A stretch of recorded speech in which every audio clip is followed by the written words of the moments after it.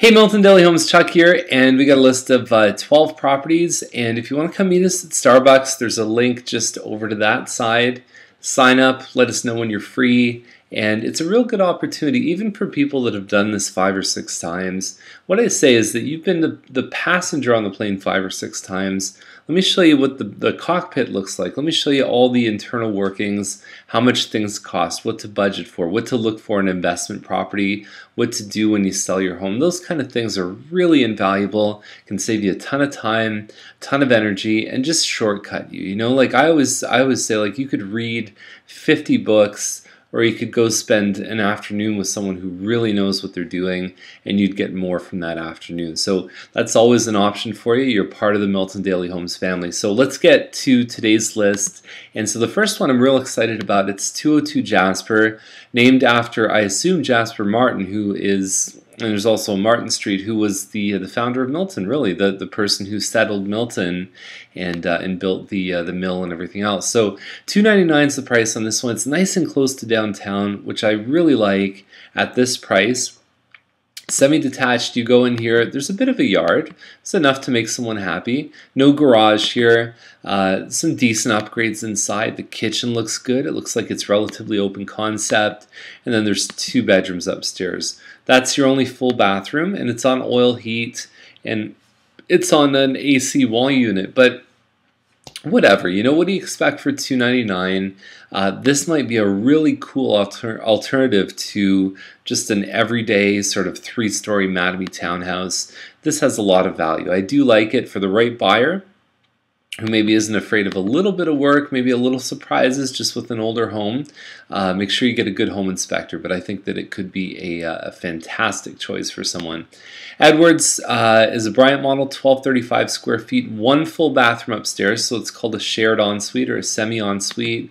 Inside you've got an L-shaped living, dining, and kitchen, so that's how they all relate right here. There's a lot of stuff like on the fridge and the counters. Normally what we say to clients is no more than 2, at the most 3 things. Here's your basement here. The fact that it's finished, very good thing. I'm still used to these ones at the end of last year and early this year still selling with a finished basement, $330, $335. So to see it at $349, in my mind I'm saying, well, it's possible given what else has been selling, especially the stuff a little higher than this one, but it still seems, you know, historically high. And so you've got your toboggan hill, your splash pad. It's in a good spot. It's right by Guardian Angels, and it is, that's what it is, I guess you could say. The front room on that one, there's a bay window elevation, then there's a square window elevation. That one will give you a little bit more space upstairs. It's really, really nice. 22 Benfleet, 369. Emery, 1370 square feet. Looks like an upgraded countertop.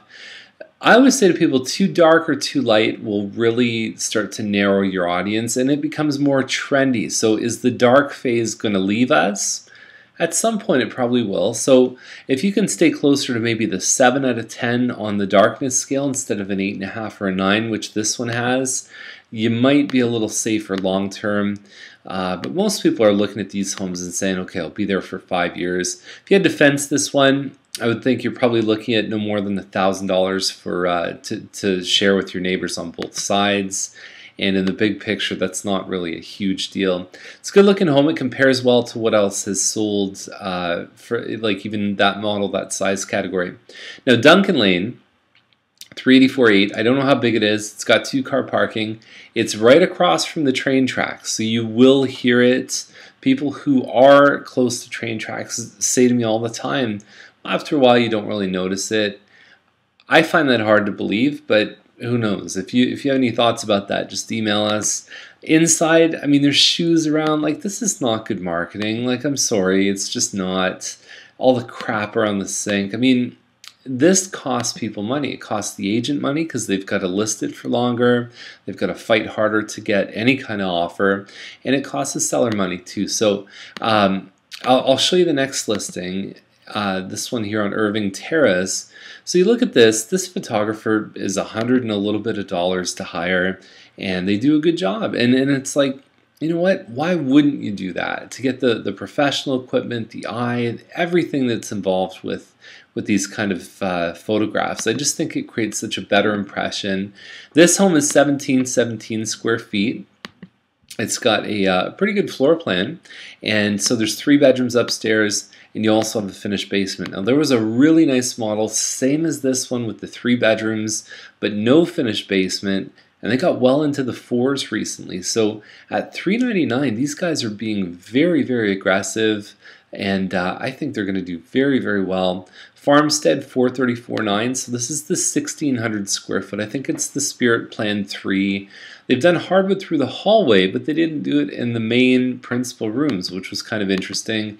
And you can see the hallway upstairs. This almost looks like not a new home, but it's pretty much brand new. I doubt anyone's ever lived here. And then you can see that nice pond view behind. And so you figure the pond's got to be worth 15 or 20,000. So that puts these guys in the low 4s. They're going to rock and roll. They're going to do really, really well. I am not worried about that listing selling at all. So Soumik Track is 439 Southbury, 1987 square feet. And so you've got your front living, separate dining, and then your kitchen, your family room. Good looking floors here. Not too much stuff, very well decorated. You've got a loft upstairs, plus you've got 4 pretty decent sized rooms. And there's even a nice little room that sort of bends around. It makes for a great office. And these guys should have no problems attracting interest. I don't know if they're going to get close to this price, but I think they'll get showings. There was one at 430 or 429, about 10,000 less, that I think we profiled yesterday or maybe late last week. But this one looks so much better than that one, so they've got to get some action. This is a good listing. I like this model a lot. For a while, and possibly even now, it could be the biggest semi that Mattamy built. Not the biggest new semi you can buy, but for Mattamy, I think it is. Croft Avenue, 489. Detached home. It looks like it's 1,800 square feet with 3 bedrooms. It's probably a Lindsay model. It's got a finished basement. And it's not far from Trudeau Park. They're going to be connecting Croft to Laurier, so you may see the traffic start to grow on this one.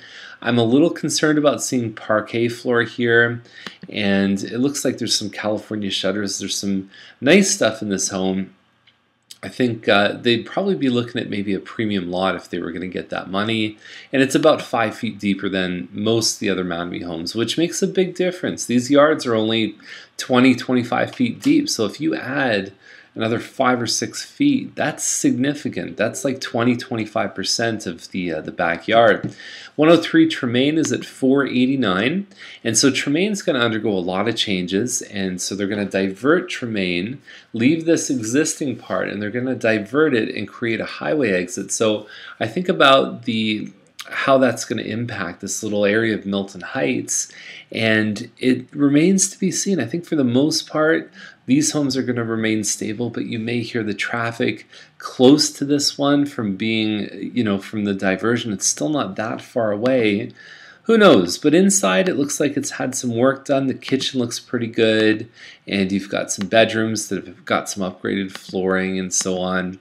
And in a very respectable 100 by almost 200 foot lot, so just under half an acre. And this seems like a good price to me. I mean, from everything I know, I haven't done a lot of research in this area in a while, but it's in the zone where I'd expect it to be. So Tonelli, 510 is the price. It's a Summerfield, I think is the name of the model. About 2,100 square feet, 3 bedrooms, and it's got the split level. These guys have been selling for a little while. I think at this price, it's about time they sell. I think that they're pretty aggressively priced at $510 to get the double garage and to get this layout and some of the upgrades. I'd be real surprised if this one lasted more than maybe a week or two. Sherwood 549. No clutter in this home, which is good. It feels a little disjointed with the color choices and everything else. It's got the 9-foot ceilings, I believe. It's hard to tell sometimes from the photos. And it's plain, and it probably is going to feel a little bit older. It's not going to feel like the stuff by the escarpment. It is over 3,000 square feet, which in that area, it's one of the bigger homes.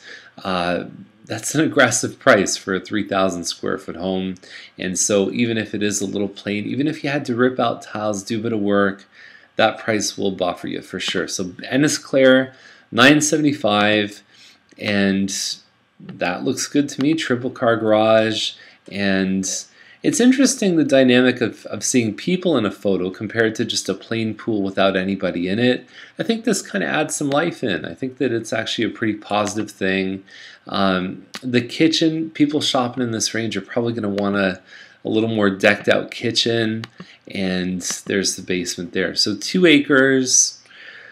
You know, it's actually looking pretty decent to me. I think that, that there's a lot of pull on something like this, even compared to some of the stuff we've seen listed in some of the Brookville estates, like in Campbellville, all these kind of things. So I think that it compares pretty well to what else is listed, and there hasn't been a lot of sales, but even what's sold, it actually looks like a pretty good listing. So that's the list for today. If you have any questions, give us a call, meet us at Starbucks, just reach out, talk about your plans, and we'd be glad to help. Okay, talk to you later.